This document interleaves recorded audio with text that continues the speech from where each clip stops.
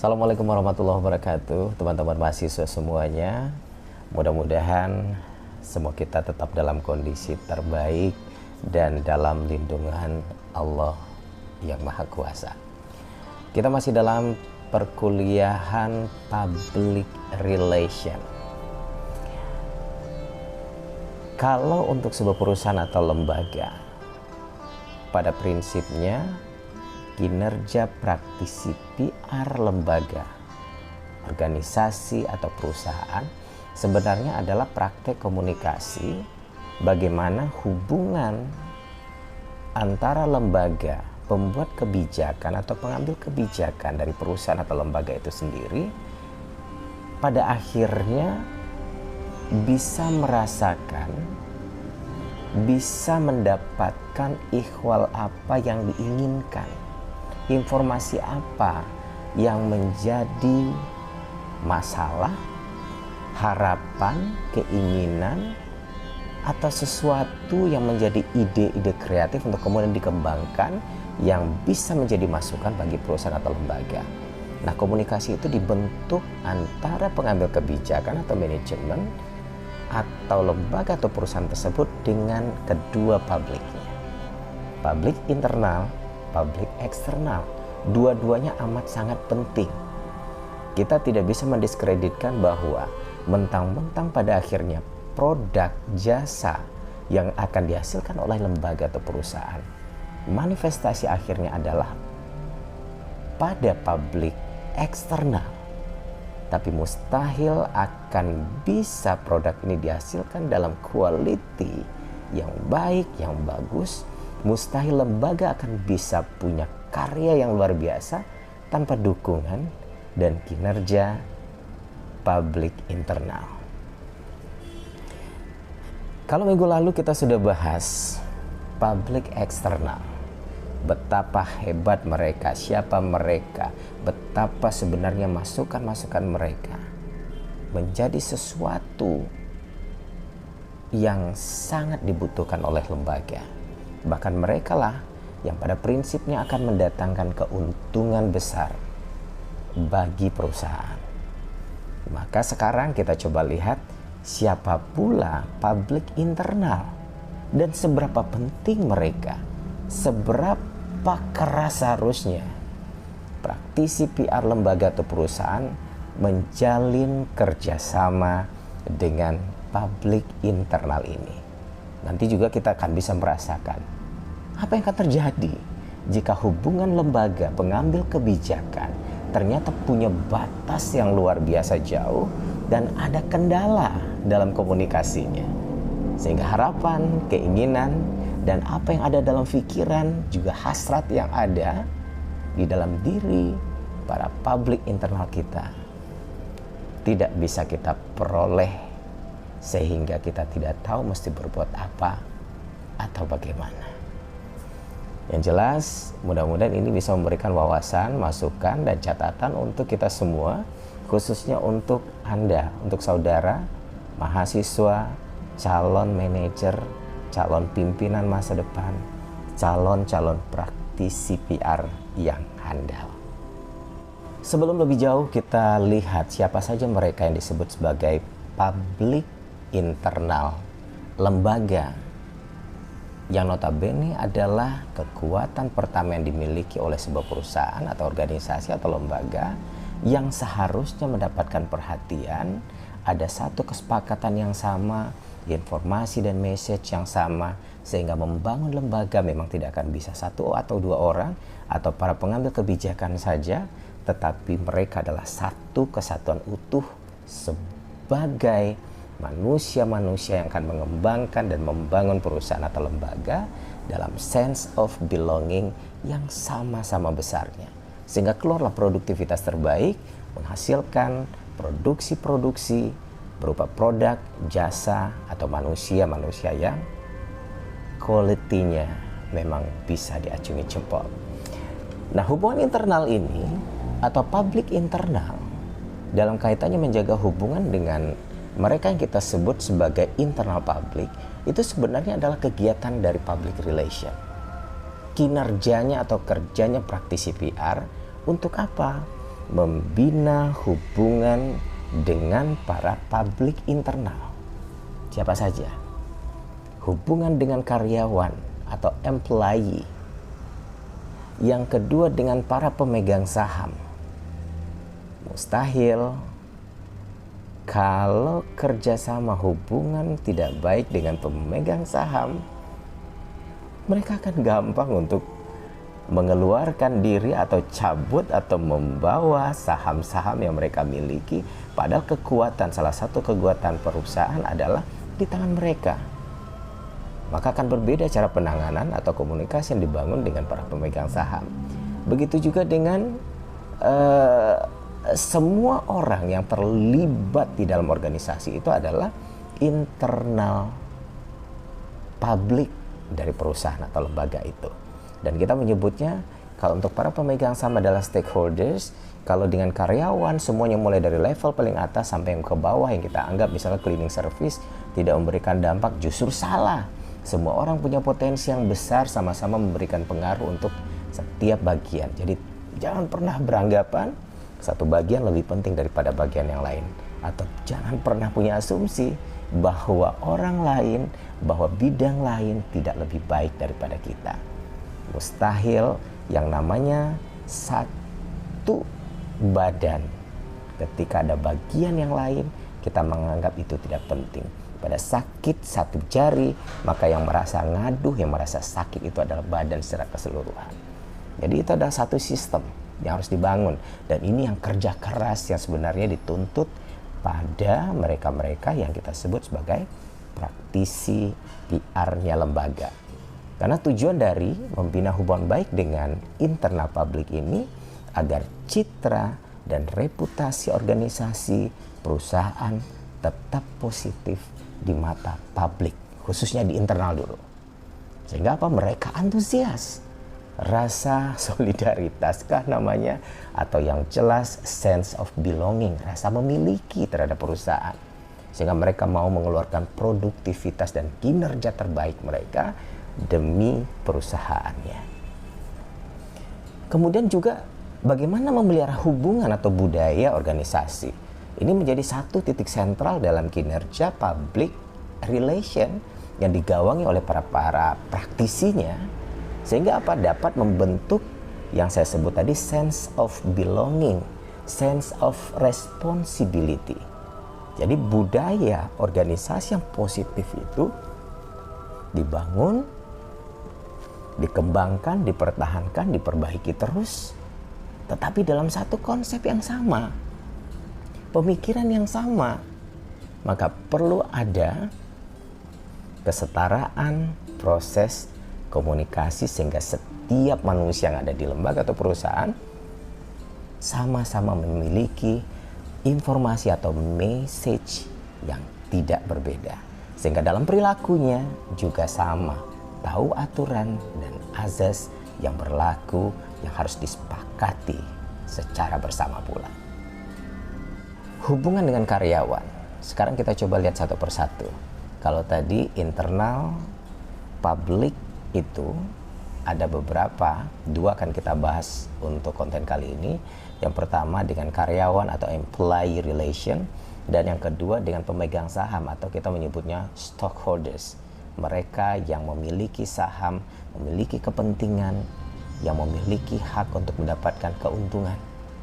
Karena apa? Modal yang ditanamkan di perusahaan atau lembaga kita tidak bisa diperhitungkan sebelah mata. Nah, bentuk-bentuknya apa? Kalau untuk hubungan atau employee relation, hubungan dengan para karyawan, yang jelas komunikasi harus dua arah. Mustahil komunikasi itu satu arah. Hanya memberikan garis perintah itu tidak akan memberikan dampak positif bagi produktivitas, bagi proses kinerja yang berjalan di sebuah lembaga. Akan banyak yang tersumbat ketika komunikasi dilakukan satu arah. Artinya apa? Ketika ada perintah, maka ada kondisi di mana para karyawan juga bisa menyampaikan pendapat atau pandangan mereka, keberatan-keberatan mereka, kritik-kritik saran mereka. Nah, ini yang nanti akan ditampung oleh para praktisi PR. Mereka akan berada di tengah-tengah sebagai mediator antara pengambil kebijakan dengan para karyawan secara keseluruhan. Jadi karena bagaimanapun yang namanya karyawan bukan robot, hanya melakukan apa yang sudah ditetapkan berdasarkan SOP, hanya berdasarkan garis perintah, up and down. Makanya sekarang bagaimana perusahaan itu, kalau dari sisi public relation, sebenarnya yang paling menakjubkan adalah bottom up. Kenapa? Semua keluhan dan masukan yang dirasakan oleh teman-teman karyawan yang ada di bawah itu justru menjadi catatan dan masukan untuk mengembangkan diri, mengembangkan kualitas, memperbaiki kinerja. Justru itu merupakan data, fakta empirik yang sebenarnya sulit untuk kita cari. Tapi melalui sistem komunikasi dua arah yang dilakukan oleh para praktisi PR, ini justru menjadi sangat mudah. Semua ditampung dengan baik, semua menjadi data dan fakta, kemudian diulat bersama, dijadikan sebagai satu titik untuk menjadi bahan pertimbangan bagaimana kebijakan-kebijakan, bagaimana sebuah peraturan dikeluarkan, sehingga benar-benar bisa menjadi atau memanifestasikan masukan dari semua manusia yang ada di lembaga tersebut.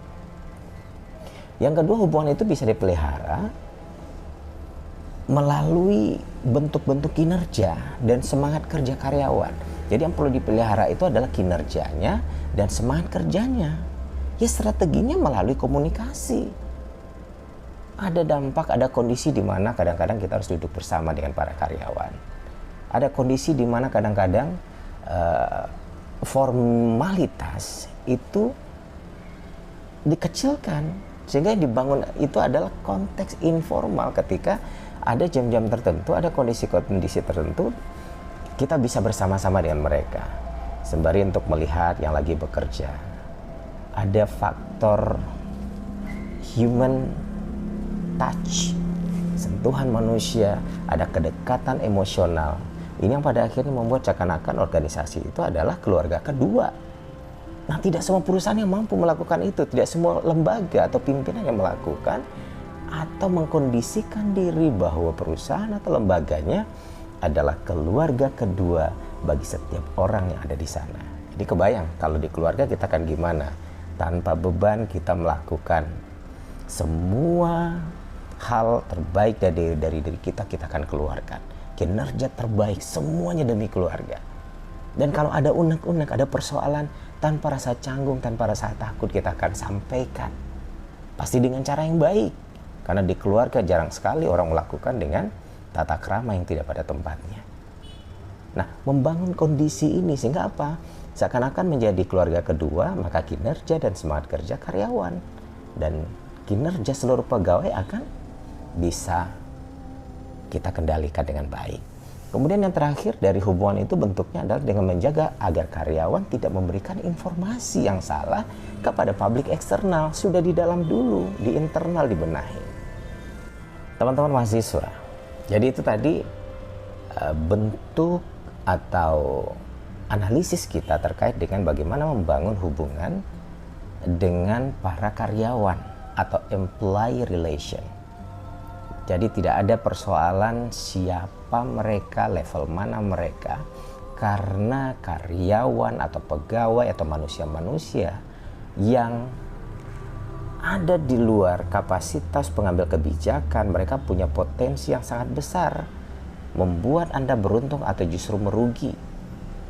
Ya, jadi duduk bersama menjadikan ini sebagai satu keluarga itu merupakan kondisi yang akan menjawab semua persoalan tadi. Komunikasi pasti akan terjadi dua arah. Semua kinerja dan semangat kerja pasti akan muncul dengan sangat baik. Karena jarang sekali manusia ketika ada satu keadaan dia tidak akan memaksimalkan kemampuannya demi keluarganya. Pasti apapun akan dilakukan, memunculkan sense of belonging, sense of responsibility. Selalu ada kondisi-kondisi tidak hanya formal tapi informal dibangun, human touch, kedekatan emosional. Bagaimana setiap orang merasakan ada saat-saat sebenarnya dia bisa mengeluarkan semua keluhan mereka. Nah, sekarang karena sudah ada praktisi PR, ini menjadi tanggung jawab mereka sebagai mediator. Bukan berarti para pengambil kebijakan tidak berfungsi atau tidak perlu melakukan apa-apa. Mereka pemegang atau pengambil kebijakan justru adalah PR-nya lembaga juga. Jantungnya lembaga justru di pengambil kebijakan. Nah, medianya inilah antara karyawan dengan pengambil kebijakan itu ada mereka yang disebut sebagai praktisi PR untuk membantu. Jadi bagaimana sebenarnya benteng kalau untuk sebuah perusahaan atau lembaga, benteng yang selama ini terlalu tebal, dinding penghalang yang terlalu tebal antara pemegang kebijakan, pimpinan atau leader tadi dengan para karyawan. Masih ingat kalau sejarah perkembangan dari PR yang pertemuan 1 dan 2 dulu? Kenapa terjadi revolusi industri? Karena dinding ini dibangun begitu tinggi. Seakan-akan pengambil kebijakan itu adalah raja dan karyawan adalah pesuruhnya. Mereka ada di level sekian. Jadi sekarang benteng itu yang kita tutupin karena apa? Rahasia itu ada di tangan mereka. Kinerja itu, kehebatan dan hebatnya sebuah produk atau quality itu ada di tangan mereka. Mereka bisa saja melakukan apa yang di luar kendali kita ketika merasa tidak nyaman, tidak puas dengan harapan dan keinginan dari apa yang dilakukan oleh para pengambil kebijakan. Jadi dinding ini bukan berarti juga tidak ada dinding, tetap ada pembatas, tapi jangan terlalu tebal. Nah, kedudukan praktisi PR di sini justru untuk memediasikan atau jadi media antara kedua belah pihak ini. Sehingga apa yang dirasakan karyawan ditampung, apa yang diinginkan oleh pengambil kebijakan ditampung. Semua fakta dan data ini ditarik dalam satu kesimpulan, maka dibawa dalam rapat pimpinan sebagai masukan-masukan yang berarti yang luar biasa untuk memajukan perusahaan atau lembaga. Itu dia yang disebut sebagai sebuah keluarga, sense of belonging, sense of responsibility. Nah, sekarang kita akan kaji bagian kedua, kaitannya dengan pemegang saham. Karena pemegang saham atau istilahnya stockholders itu juga adalah internal public dan mereka menempati konteks yang sebenarnya tidak kalah pentingnya dengan karyawan. Malah di sisi yang lain, jadi tingkat kepentingannya berbeda. Pemegang saham, analis jaminan, petugas pengawas, banker kah namanya, itu penasihat keuangan. Itulah yang kita sebut sebagai pemegang saham. Mereka yang memberikan saham sehingga kita punya nyawa cadangan untuk mengelola bisnis di perusahaan atau lembaga kita. Nah, nanti kita akan lihat bagaimana sebenarnya hubungan itu bisa dibangun dengan stockholders, dengan pemegang saham tadi, dan kenapa kita harus bangun kerjasama dengan mereka. Bentuk hubungan yang dibangun dengan para pemegang saham atau stockholders yang mereka itu jenisnya bisa banyak. Seperti tadi yang dijelaskan, pemegang saham itu bisa analis jaminan, petugas pengawas, banker, penasihat keuangan, dan lain sebagainya. Bentuk dari hubungan baik dengan mereka atau stockholder relation itu berupa laporan, misalnya laporan tahunan atau laporan semesteran yang sifatnya merupakan media utama dari komunikasi antara pemegang saham dengan lembaga. Nah, laporan tahunan adalah kesempatan untuk melaporkan, karena memang pemegang saham kadang-kadang dia tidak akan bersama kita setiap hari, setiap saat, karena mereka bukan karyawan. Mereka justru memberikan nyawa lain, nyawa tambahan, bahkan nyawa satu-satunya kadang-kadang berasal dari pemegang saham. Nah, laporan tahunan itu menjadikan kesempatan kita, para praktisi PR, pada perusahaan atau lembaga untuk melaporkan apa yang telah, sedang, dan akan kita lakukan, yang akan dilakukan oleh perusahaan. Jadi tidak hanya hari ini, mulai dari laporan terkait dengan apa yang telah, apa yang sedang, dan apa yang akan kita lakukan dalam beberapa masa ke depan. Laporan itu dibuat dengan eksklusif, kemudian dengan baik, dengan pertanggungjawaban moral, kejujuran, dan didistribusikan sebelum rapat tahunan. Ingat, kenapa saya bilang kejujuran? Karena sekali saja pemegang saham mendapatkan fakta dan data bahwa kita tidak jujur, apakah masalah pokoknya ada kaitannya dengan keuangan, dengan modal yang mereka tanamkan di perusahaan kita, selesai. Maka mereka akan mencari peluang-peluang lain di luar kita untuk menanamkan modalnya. Mereka diminta banyak perusahaan kok. Kita yang butuh mereka, bukan mereka yang butuh kita. Maka pada saat itu intensitasnya adalah kita yang menjaganya. Dan kejujuran merupakan salah satu manifestasi yang harus dipertahankan. Karena apa? Tujuan nanti kita bisa lihat apa sebenarnya tujuan dari menjaga hubungan baik dengan para stockholders ini atau pemegang saham. Yang pertama tujuannya jelas adalah untuk membangkitkan perhatian pemilik atau pemegang saham pada perusahaan kita. Dengan memberikan laporan tahunan, laporan bulanan, atau apapun bentuknya, itu akan memberikan respon baik. Akan membangkitkan perhatian dari pemegang saham. Ternyata apa? Buktinya perusahaan memberikan laporan itu, dan ini salah satu bentuk dari tanggung jawab perusahaan. Sehingga para pemegang saham tidak harus meminta. Mereka ngerasain bahwa perusahaan memang bertanggung jawab. Dan dia bisa melihat kinerja kita, proses perjalanannya. Karena ada prospek bisnis yang besar di sini. Mereka bisa pelajari dari laporan-laporan itu. Sehingga great. Jadi tidak salah kalau saya menanamkan modal di perusahaan ini. Itu hanya lewat laporan saja. Belum lagi kondisi atau keadaan yang lain ketika hubungan baik itu dilakukan dalam prospek yang berbeda. Dan banyak cara. Setiap praktisi PR punya strategi yang berbeda-beda. Tapi secara umum melalui laporan. Yang kedua, tujuan hubungan dengan pemegang saham itu adalah menciptakan satu pengertian yang sama, yang lebih baik antara siapa? Antara perusahaan dengan para pemilik saham dengan komunikasi finansial. Karena ujungnya adalah bisnis, ujungnya adalah perhitungan keuntungan. Jadi harus ada kejelasan, kejujuran perhitungan dari bagian per bagian dari semua yang sudah disepakati sejak awal.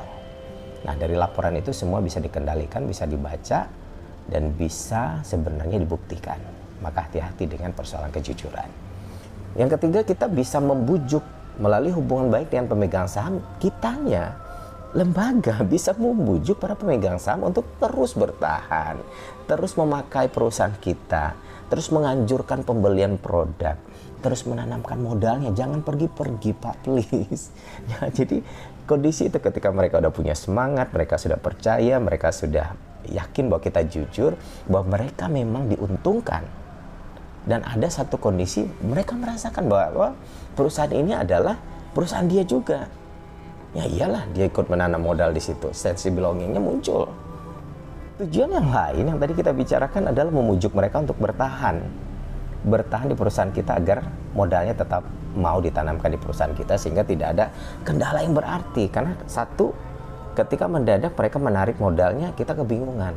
Akan butuh waktu yang panjang untuk mencari penanam modal yang lain dalam waktu secepat itu.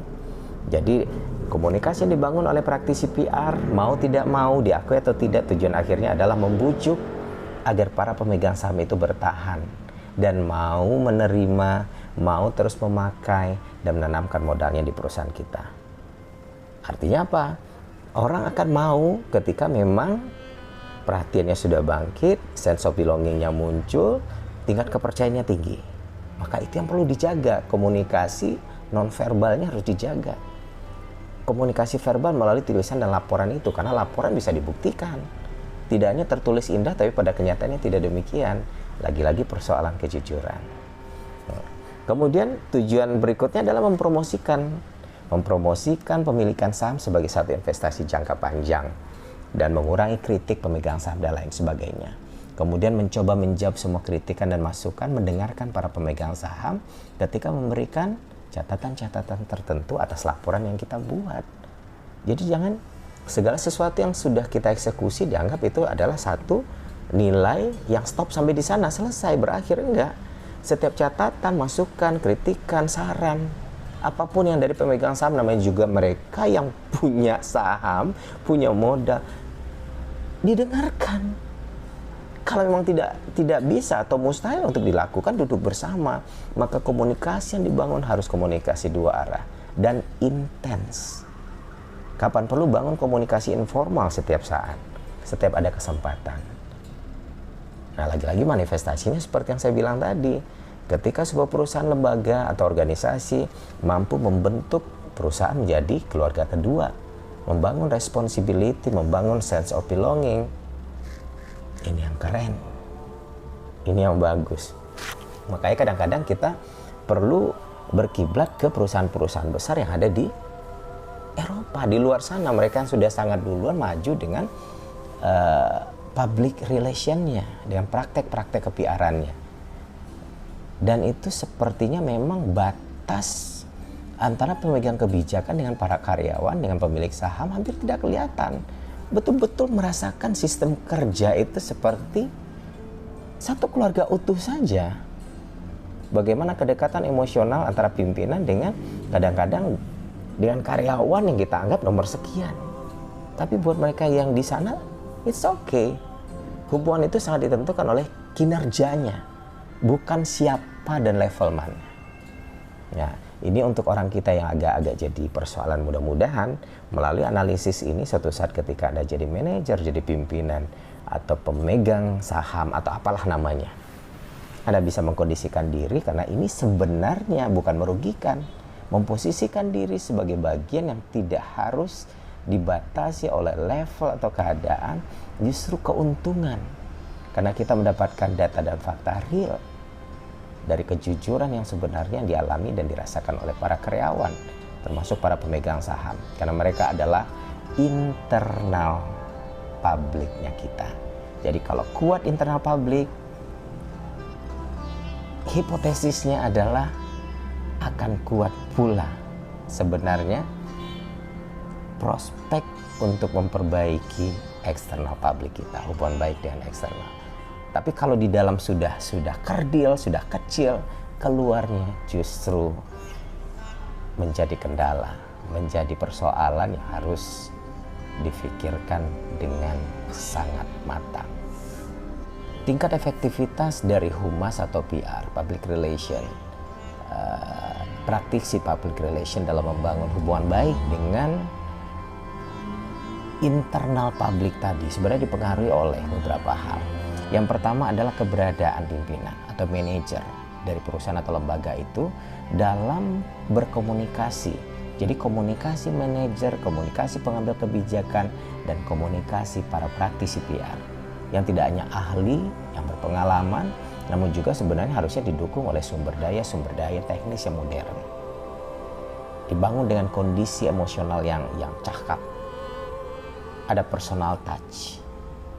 Nah, ini yang komunikasi dua arah tadi yang kita sebut. Kemudian yang kedua dipengaruhi oleh kesadaran sekaligus pengakuan dari pihak-pihak manajemen akan nilai dan arti penting komunikasi dengan para pegawai, dengan para stockholdersnya. Jadi harus ada pengakuan dulu, keyakinan bahwa perusahaan akan sulit berkembang, bahkan akan sulit bertahan ketika produktivitas dari para karyawannya tidak baik. Nah, membuat mereka baik produktivitasnya apa? Membangun hubungan komunikasi yang ideal. Bagaimana setiap orang merasakan bahwa itu adalah perusahaan dia, sehingga mereka mau melakukan apapun demi perusahaannya sendiri. Kemudian yang ketiga dipengaruhi juga oleh keterbukaan pihak manajemen. Jadi benar-benar alurnya itu, sentralnya itu ada di pengambil kebijakan, di gawean pimpinan. Mereka harus sangat mau terbuka untuk secara periodik menempatkan para karyawan, para pegawai itu bukan orang rendahan yang dipandang nomor sekian, tapi adalah satu kesatuan bagaimana mereka dianggap sama, sehingga yang menjadi titik sentralnya adalah SOP-nya, membangun kinerja sesuai dengan aturan-aturan yang sudah dibuat bersama dan disepakati. SOP pun disepakati bersama, termasuk oleh para pegawai itu sendiri ikut serta, ikut andil untuk melihat dan merasakan kapan perlu mereka juga terlibat dalam menuntun dan membuat SOP. Apakah itu berupa masukan yang kita dengarkan dari hasrat dan keinginan mereka. Nah, itu 3 hal yang sebenarnya cukup mempengaruhi efektivitas dari proses hubungan baik dengan internal publik yang dilakukan oleh praktisi PR-nya lembaga atau perusahaan. Teman-teman mahasiswa, kemudian kita lihat apa saja media yang bisa kita manfaatkan sebagai praktisi PR atau humas di sebuah perusahaan dalam rangka menjaga hubungan baik tadi. Banyak. Yang pertama yang sudah selalu dilakukan oleh perusahaan manapun sebenarnya adalah jurnal internal. Jurnal internal itu adalah publikasi atau terbitan yang didistribusikan kepada anggota atau khalayak di internal pendukung dari satu organisasi atau lembaga atau perusahaan.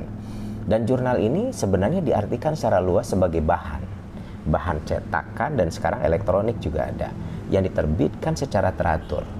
Bentuk-bentuknya bisa bentuk majalah, kalau yang cetak majalah, koran, newspaper, majalah dinding, dan semua ini sekarang kan sudah ada e-learning, sudah ada elektroniknya, elektronik majalah, elektronik koran, elektronik newsletter, elektronik majalah dinding, dan semua bisa dimanfaatkan sehingga apa? Segenap informasi yang ingin disampaikan itu sudah ada di lembaga itu, sehingga ada satu kesatuan dari komunikasi tertulis, komunikasi verbal tertulis yang bisa dibaca dan dimanfaatkan oleh seluruh karyawan sehingga punya satu role yang sama. Nah, yang kedua yang bisa dimanfaatkan selain jurnal adalah papan pengumuman. Jadi papan pengumuman jangan dibiarkan kosong. Kalau memang ada informasi apapun terkait jadwal, terkait notes atau apa saja yang baru, itu bisa dimanfaatkan. Kaset video berupa CCTV atau closed circuit television atau stasiun radio sendiri kalau memang punya, jaringan telepon internal, kotak saran, masih ada nggak ya kotak saran? Insentif bicara, siaran umum atau obrolan langsung, rapat, itu bisa dimanfaatkan sebenarnya oleh perusahaan atau lembaga dalam rangka menjamin hubungan baik dengan para karyawan. Sekarang kita masuk ke bagian terakhir dari public internal relationnya sebuah lembaga atau perusahaan. Pasti muncul pertanyaan di diri kita atau di diri saudara, sebenarnya apa sih kegunaan dari humas internal atau praktisi PR dalam menjalin hubungan dengan public internal ini?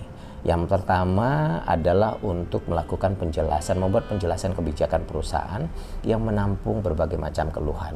Artinya memang akan sangat mustahil, apalagi semakin besar perusahaannya, semakin besar jumlah karyawannya, mustahil untuk melakukan komunikasi 1 dengan 2 orang secara beruntun atau terus-menerus.